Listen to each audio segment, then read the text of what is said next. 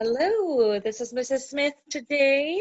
The picture you see is my husband and I at Warner Brothers Studios. They are the ones that filmed Harry Potter, and so I dug through photos and thought it was appropriate to find that. We are still reading from Harry Potter and the Sorcerer's Stone. The pages today are 221 to 230. We would like to thank Scholastic News for letting us read today. And yeah, so Harry Potter and the Sorcerer's Stone by JK Rowling, illustrated by Mary Grandpre.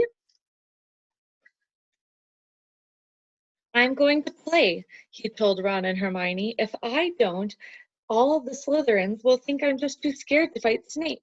I'll show them. It'll really wipe their smiles off their faces when we win.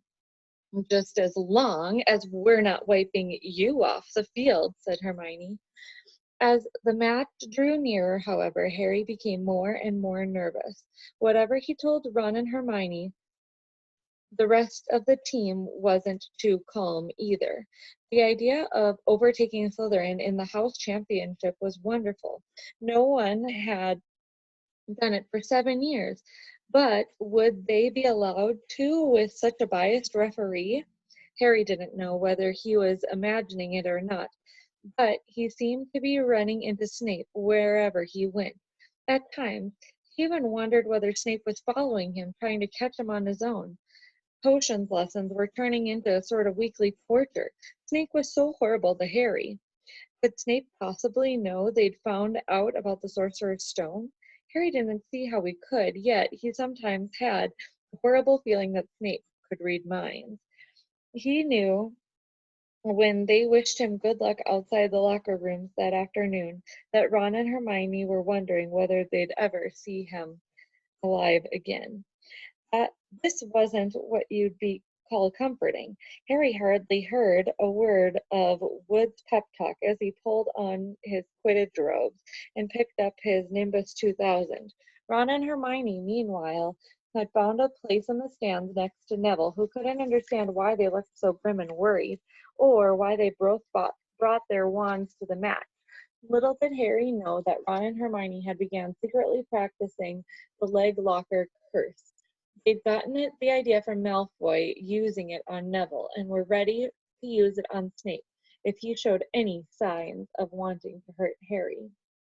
Now, don't forget, it's locomotor mortis, Hermione muttered to Ron, slipped his wand in his sleeve. I know, Ron snapped. Don't nag. Back in the locker room, Wood had taken Harry aside. Don't want to pressure you, Potter, but if we ever need an early capture of the snitch, it's now. Finish the game before Snape can favor Hufflepuff too much. The whole school's out there, said Fred Weasley, peering out of the door. Even, blimey, Dumbledore's come to watch. Harry's heart did a somersault. Dumbledore, he said, dashing to the door to make sure. Fred was right. There was no mistaking that silver beard. Harry could have laughed out loud with relief. He was safe. There was simply no way that Snape would dare to try to hurt him if Dumbledore was watching. Perhaps that was why Snape was looking so angry as the teams marched onto the field, something Ron had noticed too. I've never seen Snape look so mean, he told Hermione. Look, they're off. Ouch. Someone had poked Ron in the back of the head. It was Malfoy. Oh, sorry, Weasley. Didn't see you there. Malfoy grinned broadly at Crabbe and Goyle. Wonder how long Potter's going to stay on his broom this time. Anyone want to bet? What about you, Weasley? Ron didn't answer. Snape had just awarded Hufflepuff a penalty because George Weasley had hit a bludger at him. Hermione, who had all her fingers crossed in her lap, was squinting fixedly at Harry, who was circling the game like a hawk, looking for the snitch. You know how I think they choose people for the Gryffindor team, said Malfoy loudly a few times later, as Snape awarded Hufflepuff another penalty for no reason at all. It's people they feel sorry for. See, there's Potter, who's got no parents. Then there's the Weasleys, who've got no money. You should be on the team, Longbottom. You've got no brains. Neville went bright red and turned in his seat to face Malfoy. "I'm worth 12 of you, Malfoy," he stammered. Malfoy, Crabbe, and Goyle howled with laughter, but Ron, still not daring to take his eyes from the game, said, "You tell them, Neville. Longbottom, if brains were gold, you'd be poorer than Weasley, and that's saying something." Ron's nerves were already stretched to the breaking point with anxiety about Harry. "I'm warning you, Malfoy. One more word." "Ron!" Hermione said suddenly. "Harry! What? Where?" Harry suddenly gone into a spectacular dive, which drew gasps and cheers from the crowd. Hermione stood up, crossed her fingers in her mouth as Harry streaked down towards the ground like a bullet. "You're in luck, Weasley. Potter's obviously spotted some money on the ground," said Malfoy. Ron snapped. Before Malfoy knew what was happening, Ron was on top of him, wrestling him to the ground. Neville hesitated, then clambered over the back of his seat to help.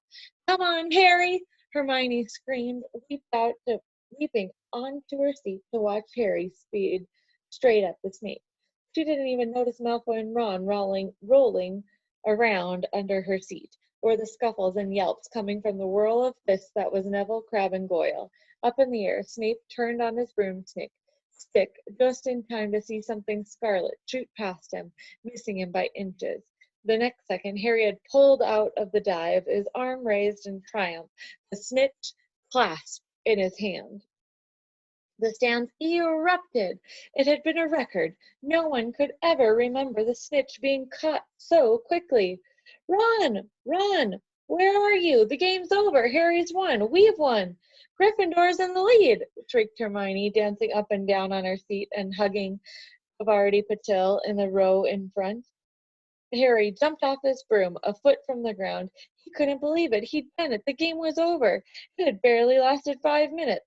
As Gryffindors came spilling into the field, he saw Snape land nearby, white-faced and tight-lipped. Then Harry felt a hand on his shoulder and looked up into Dumbledore's smiling face. "Well done," said Dumbledore quietly, so that only Harry could hear. "Nice to see you haven't been brooding about that mirror. Keep been keeping busy? Excellent." Snape spat bitterly on the ground. Harry left the locker room alone some time later to take his Nimbus 2000 back to the broom shed. He couldn't ever remember feeling happier. He'd really done something to be proud of now. No one could say that he was just a famous name anymore. The evening air had never smelled so sweet. He walked over to the damp grass, reliving the last hour in his head, which was a happy blur.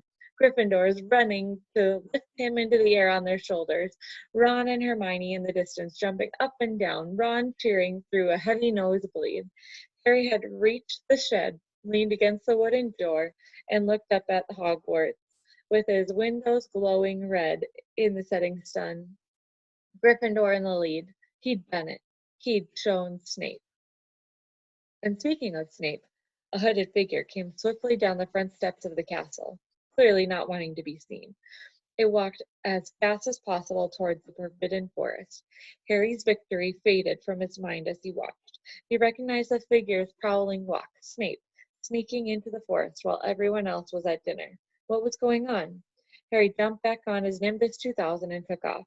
Gliding silently over the castle, he saw Snape enter the forest at a run. He followed. The trees were so thick he couldn't see where Snape had gone. He flew in circles, lower and lower, brushing the tops of the branches of the trees until he heard voices. He glided towards them and landed noiselessly in the towering beech tree. He climbed carefully along one of the branches, holding tight to his broomstick, trying to see through the leaves. Below, in a shadowy clearing, stood Snape, but he wasn't alone. Quirrell was there too. Harry couldn't make out the look on his face, but he was stuttering worse than ever. Harry strained to catch what they were saying. "Don't know why you wanted to meet here, of all places, Cerberus." "Oh, I thought we'd Keep this private, said Snape, his voice icy. Students aren't supposed to know about the Sorcerer's Stone after all. Harry leaned forward. Quirrell was mumbling something. Snape interrupted him. Have you found out how to get past the Beast of Hagrid's yet? But, Severus, you don't want me as your enemy, Quirrell, said Snape, taking a step towards him. I don't know what you know perfectly well what I mean. An owl hooted loudly, and Harry nearly fell out of the tree. He steadied himself in time to hear Snape say, your little bit of hocus pocus. I'm waiting. But I don't. Very well, Snape cut in. We'll have another little chat soon, when you've had time to think things over and decide where your loyalty lies. He threw his cloak over his head and strode out to the clearing. It was almost dark now, but Harry could see Quirrell standing quite still, as though he was petrified. Harry, where have you been? Hermione squeaked. We won! You won! We won! Shouted Ron, thumping Harry on the back. And I gave Malfoy a black eye, and Neville tried to take on Crabbe and Goyle single-handed. He's still out cold, but Madame Pomfrey says he'll be all right. Talk about showing Slytherin. Everyone's waiting for you in the commons room. We're having a party. Fred and Goyle stole some cakes and stuff from the kitchen. Never mind that now, said Harry breathlessly. Let's find an empty room. Wait till you hear this. He made sure Peeves wasn't inside before shutting the door behind them. Then he told them what he had seen and heard. So we're right. It is the Sorcerer's Stone, and Snape's trying to force Quirrell to help him get it. He asked if he knew how to get past Fluffy, and said something about Quirrell's hocus pocus. I reckon there are other things guarding that stone apart from Fluffy. Loads of enchantments, probably, and Quirrell would have done some anti-dark art spell that Snape needs to break through. So you mean the stone's only safe as long as Quirrell stands up to Snape? Said Hermione in alarm. It'll be gone by next Tuesday, said Ron. Chapter 14. Norbert the Norwegian Ridgeback. Quirrell, however, must have been braver than they'd thought. In the weeks that followed, he did seem to be getting paler and thinner, but it didn't look as though he'd cracked yet. Every time they passed the third floor corridor, Ron, Harry, and Hermione would press their ears into the door to check that Fluffy was still growling inside. Snape was sweeping about in his usual bad temper, which surely meant that the stone was still safe. Whenever Harry passed Quirrell these days, he gave him an encouraging sort of smile, and Ron had started telling people off for laughing at Quirrell's stutter. Hermione, however, had more on her mind than the Sorcerer's Stone. She had started drawing up study schedules and color-coding all her notes. Harry and Ron wouldn't have minded, but she kept nagging them to do the same. Hermione, the exams are ages away. 10 weeks, Hermione snapped. That's not ages. That's like a second to Nicholas Flamel. But we're not 600 years old, Ron reminded her. Anyways, what are you studying for? You already know it all. What am I studying for? Are you crazy? You realize we need to pass these exams to get into the second year. They're very important. I should have started studying a month ago. I don't know what's gotten into me. Unfortunately, the teachers seemed to be thinking along the same lines as Hermione. Piled so much homework on them that the Easter holidays weren't nearly as much fun as the Christmas ones. It was hard to relax with Hermione next to you reciting the 12 uses of dragon's blood or practicing wand movements, moaning and yawning. Harry and Ron spent most of their free time in the library with her, trying to get through all their extra work. I'll never remember this, Ron burst out one afternoon, throwing down his quill and looking longingly out the library window. It was the first really nice fine day they'd had in months. The sky was clear, forget-me-not blue, and there was a feeling in the air that summer was coming. Harry, who was looking up dainty in 1,000 magical verbs and fungi. Didn't look up until he heard Ron say, Hagrid, what are you doing in the library? Hagrid shuffled into view, hiding something behind his back. He looked very out of place in his moleskin overcoat. Just looking, he said in a shivery voice that got their interest at once. And what are you up to here? He looked suddenly suspicious. You're not still looking for Nicholas Flamel, are you?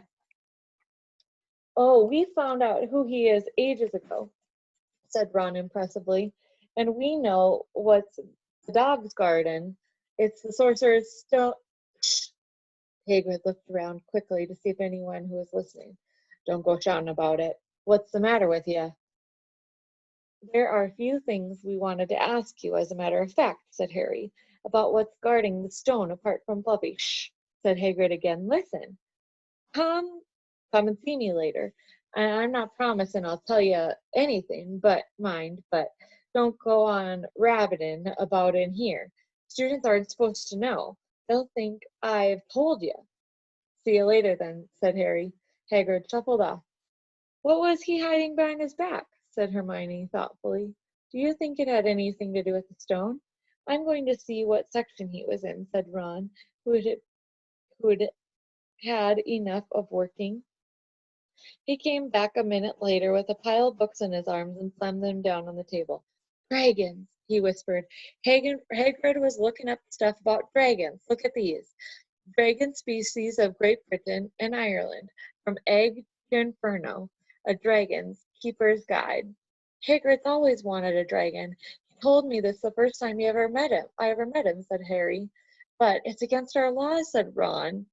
Dragons Dragon breeding was outlawed by the Warlocks Convention of 1709. Everyone knows that.